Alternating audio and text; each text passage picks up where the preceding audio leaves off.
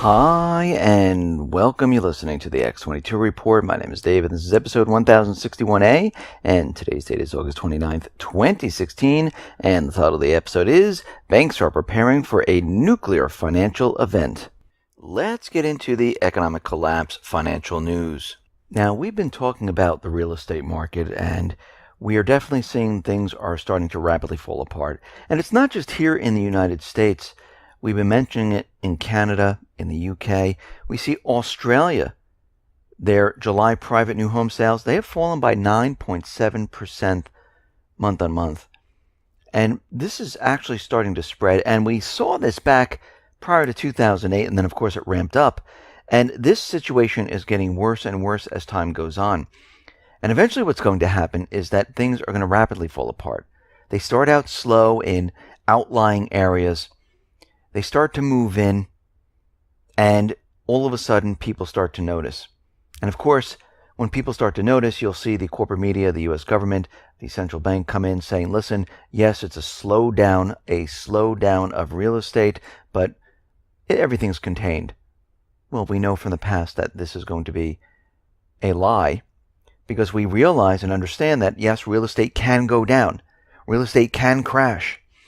And throughout this entire period from 2008 up to now, we know what they've been doing to prop this system up. I mean, really think about what they've done. The central bank has purchased all the toxic real estate since 2008. It's still on their books. Can't get rid of it. The banks receive free money. They don't loan it out to the people. They send it right to the stock market to pump the market up. The banks are instructed, those people who are in foreclosure, don't let them out on the market. Let them live there. Take care of the homes. Let's drive prices up. Let's give free money to the hedge fund investment companies. Let them buy thousands of homes, townhouses, houses, apartment buildings. Don't sell it. Rent it out if you can. If not, well, just hold on to it. Don't let them out on the market. Get foreign investors into this system. Have them pay cash. In the meantime, mortgage companies have been laying off. Think about what happened prior to 2008 with the subprime securities.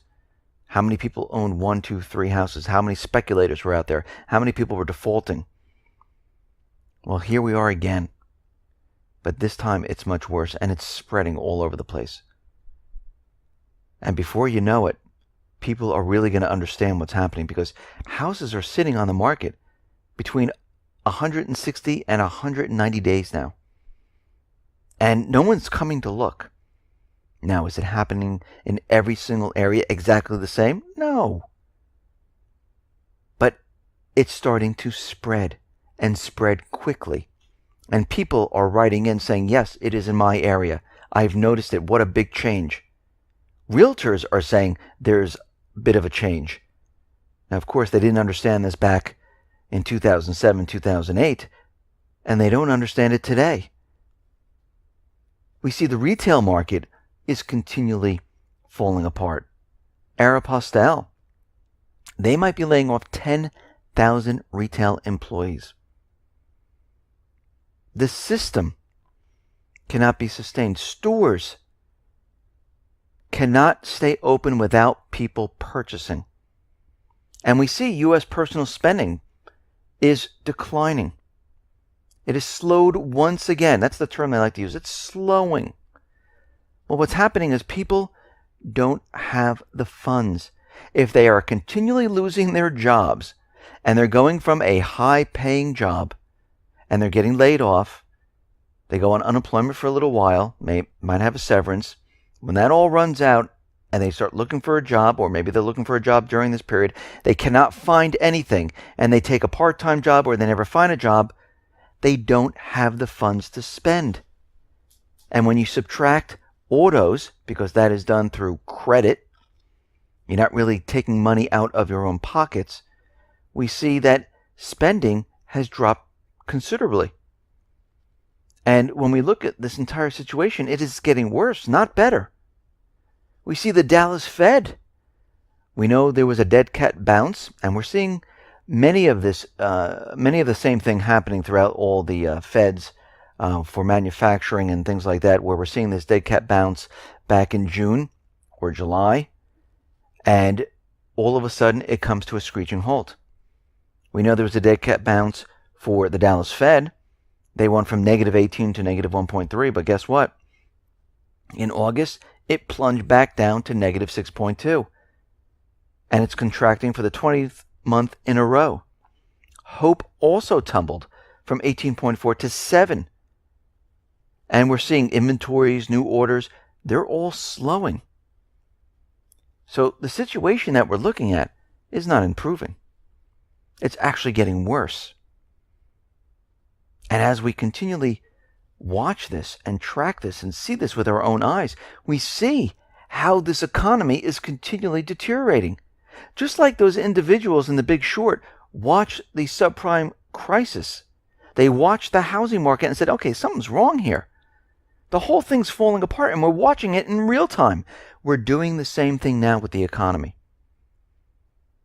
And believe me, you'll be better off knowing what is going on here to prepare for what is coming. We see that U.S. government, the central bankers, a Harvard professor, they are pushing a plan to abolish cash.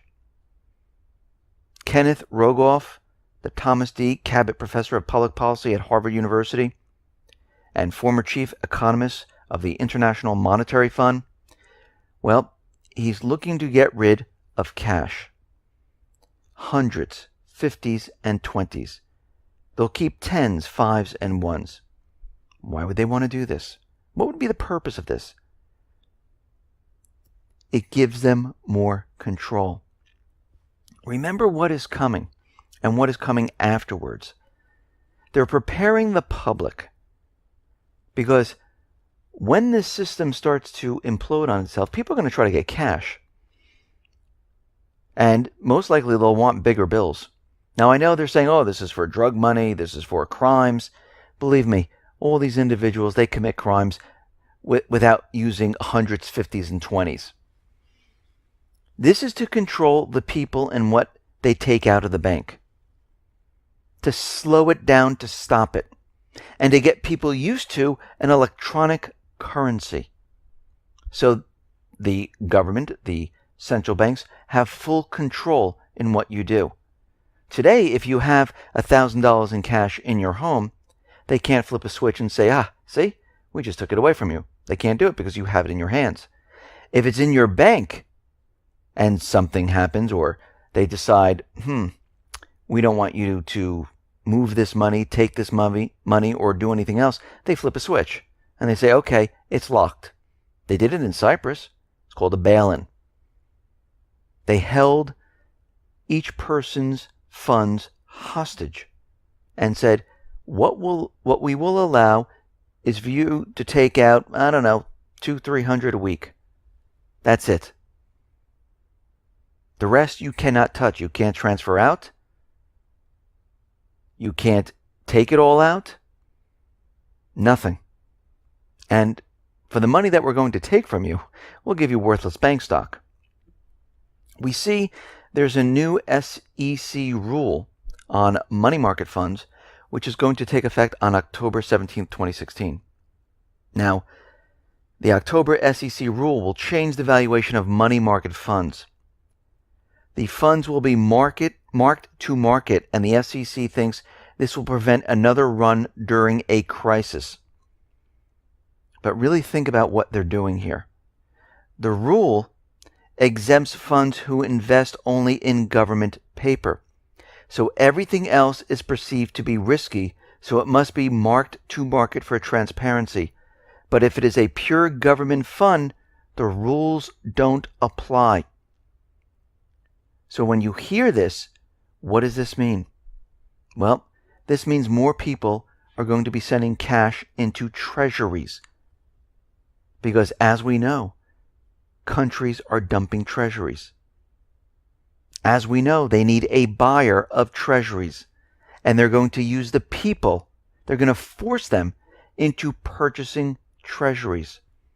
That's what this rule is really for. We see Barney Frank is out there. And he is telling Janet Yellen, and remember, Barney Frank was one of the architects of the 2010 Dodd-Frank Wall Street Reform Act. He's telling Yellen that it would be a huge mistake for the Federal Reserve to raise interest rates before the election. Why would it be a huge mistake? Because it would risk destabilizing the markets and bringing down the economy. So we can see where this is headed. If the economy is so strong and it's doing so well and everyone out there is peddling fiction, why are they worried about raising interest rates before the elections? Because they know what would happen. It's never going to happen anyhow, but they know what would happen if they went ahead and they raised the interest rates. They know the entire system would fall apart. And that's why banks, major banks, they're preparing for a economic nuclear financial event. They see the chaos in the market. The European banks, they've been having a very rough time. They've been failing the stress tests. These banks are insolvent. We know that the central bank can continually create funds and prop up the banks. But they realize that this entire economic system, it is falling apart right now. And we see the Royal Bank of Scotland has warned its investors of a cataclysmic year.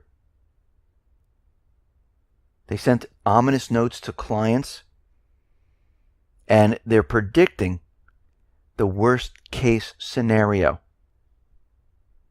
A nuclear financial event. And we can see right now the Fed is out there already making plans for an economic crisis, an economic shock, where they're telling us they're going to be pumping in $4 trillion of newly created currency, just in case they're getting prepared for this. They've written a document about it. The major banks are telling clients that a nuclear financial crisis is headed our way. And by the way, the $4 trillion is more going to be like 15, 20 trillion when all's said and done, maybe even more. We know that's not even enough. Because they realize when this system comes down and the bond bubbles pop, the derivative market falls apart, just like the subprime security crisis, there'll be no stopping it. And they're just going to open the floodgates. And no one's going to tell them no.